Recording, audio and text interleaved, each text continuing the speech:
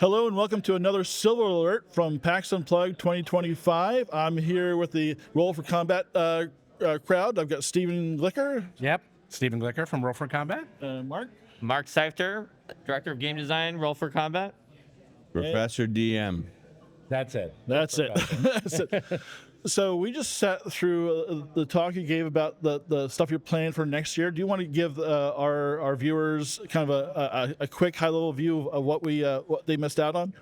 Sure. Real quick is that we just finished the Dragon's Secret books. So there's 5 new books where you can play dragons. We have new types of dragons. We have everything to do with dragons, and those are out now at battlezoo.com. But for next year, we are doing a Kickstarter for Deathbringer for Professor DM, so we're talking about that. We have new books coming out for Shadowdark, the Shadowzoo books. It's 3 new books that have monsters, classes, monster parts system where you can kill monsters, use their parts, strange things happen. We have Eldamon Legends, which is our best-selling Eldamon line, which is kind of like Pokemon, Digimon in the world of D&D and Pathfinder. So we're going to be adding more content for that.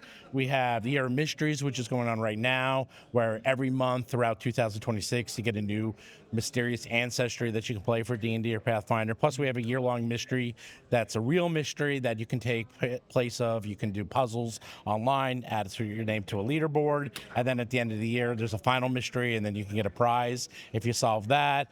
Am I missing anything? I think we got everything. Elemental Storm is one that we already have the PDF out, but the book is coming out next year. Yeah. And then there was some mysterious picture Steven showed at the end and gave no other information about. Yes. See, we saved you a whole hour. You didn't have to show up. But so what would you say you do here? Well, I am the author of Deathbringer, the primary author, although Mark is working on it, and so is Runehammer and a couple other people. And Deathbringer comes in Q2 from Roll for Combat. We're going to be kickstarting that. So I was kind of intrigued with the way you're kind of explaining kind of the idea behind it. Can you kind of keeping the fun and not sitting at the table bored? Can you talk a little bit about that? So Deathbringer is Dungeons & Dragons through the lens of Savage Sword of Conan and Heavy Metal Magazine. And mechanically, you will never wait around. You will never wait to figure out initiative. There's no paralysis. There's no mechanics where you're reduced to 0 hit points and you have to roll to see if you bleed out and die. You don't wait. And in the event that you're killed, your new character comes on the scene instantaneously. So you are never waiting around. So it's kind of like paranoia when Yes. when your clone dies. Yeah, that was a major influence, actually. Yeah. It was paranoia. And so your Deathbringer character can actually die 3 times before they're permanently dead. Each time they die, they pop up around later with a buff. You get to choose from an exclusive premium talent list. And your character will lose something like a limb, but actually get stronger until the moment they die. And the round they die, they can still fight and finish that fight, dragging around their entrails until they finally give up the ghost at the end of the fight. So you're never sitting out of the game. That's great. So I liked how you described there's no like initiatives. Like if I punch the guy, you say you punch the guy, you punch the guy. We have a couple players in our group that would it happens all the time where you say I punch the guy. Well, hold on, we gotta let's get out the initiative dice and well, no, you lost initiative, so you go last. So none of that. Nothing slows a game more than the words roll for initiative. Yeah. It's a momentum killer. That's so true. So I've got the chance to play Shadowdark at home earlier this year.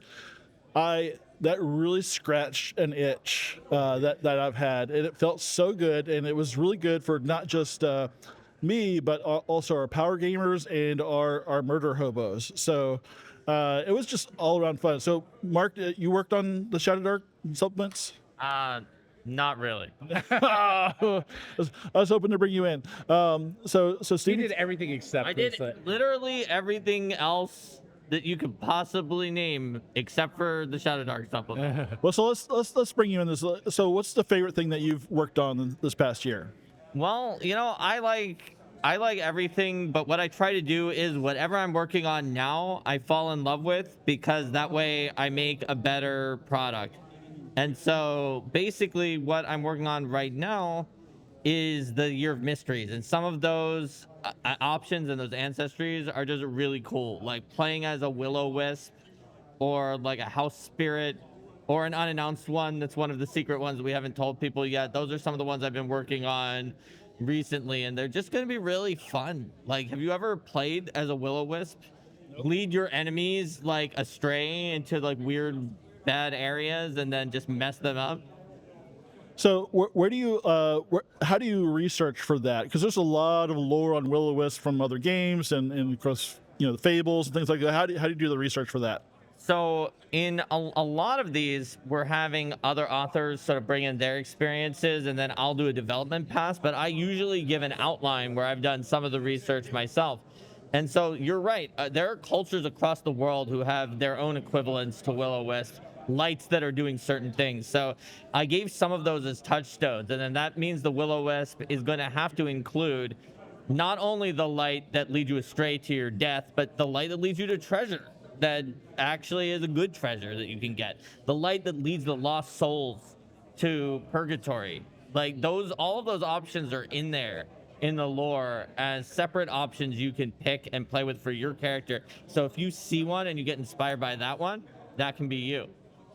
That's a beautiful answer. Thank you for that. So, Steven, I think I'll finish up with you. If you could tell us, like, why Shadowdark? What, since you've done so much Pathfinder and D&D, what brought you to Shadowdark, and what was it like developing for that? Well, first of all, I played it for the first time like 2 years ago, and I wanted to see what all the hubbub was about. And then once you play it, there is something about it that I was like, wow, I don't know what the secret sauce is, but this is awesome. And it was so much fun. Yeah. And we're very good friends with Kelsey Dion, the creator of Shadowdark, and she is fantastic. She has a great community, and you know, the game is really, I mean, there's games that have taken off, but this thing has really taken off, like to levels that we have not seen pretty much in years, many years. And, you know, I was talking to Kelsey, and we were thinking about like doing something for Shadowdark. And one of the hardest things is monsters. People forget about that. And you need monsters. You need monsters in games. You need something to fight. They're actually very difficult to create. They're very time consuming. They require a lot of time and effort and money because you need art for all of them. So actually making monster books, although fun, are actually a big time sink and money sink. And we have monsters. We have over 500. So we decided, okay, we'll do a monster book, and Kelsey was thrilled because you need more things to kill in Shadowdark, and you can only kill a zombie and a skeleton so many times. So, you know, working with the team, it's great. It is fascinating because we do write for Pathfinder and D&D, and those two games is more, and Shadowdark we had to learn less is more. Yeah. Like we had to really pare things down, and we had to learn that ourselves, which has been good. It was good experience because I knew we were going to do Deathbringer, and we wanted to get into the habit of that so we can make Deathbringer as good as possible. So yeah, I do have a follow-up because the designing that less is more attitude, does that has that influenced how you're doing things for Pathfinder in 5e?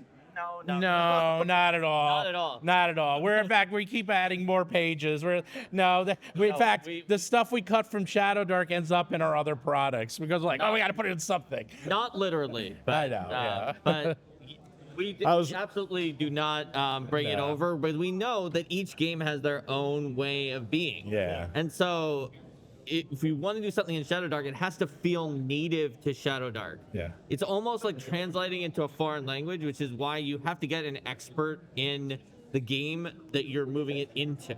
Yeah. So Michael, you know, the underlibrarian who does some things with Kelsey, who wrote the Roustabout class, he's the one who did the converting for Shadowdark, not me. Even, you know, I'm an experienced game designer, but it's not, Shadowdark is not my native language. And so I wasn't the right person to be the lead on that. I mean, I helped coordinate, but not be the lead.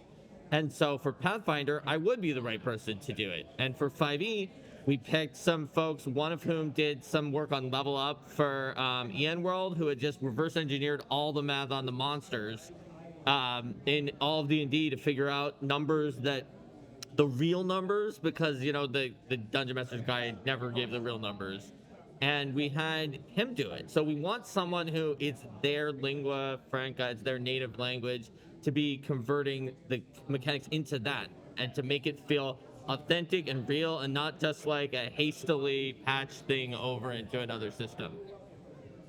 I thank you for that. I appreciate it. Yeah. Yeah. So yeah, what are you doing at the con this weekend? What are your events? Other events? Well, tomorrow morning at room 105 at 9 a.m. Saturday, we have another panel talk about Deathbringer in more detail. We're at booth 4057, which is like the back right corner, and we have all of our books for sale, and then we'll sign them if you want. Mark signs a lot of books since he wrote most of them. Linda Zays Palmer, who wrote a lot of the books, she's there too. I'm there. I wrote some of them. I'll sign them. And then we have signings with Professor. I'm going to be signing today, Friday, 1 to 3 at the Roll for Combat booth, and Saturday, 1 to 3. Roll for Combat booth 105. Awesome. Well, thanks so much to the Roll for Combat folks. Thanks for watching, and hope you have a great con.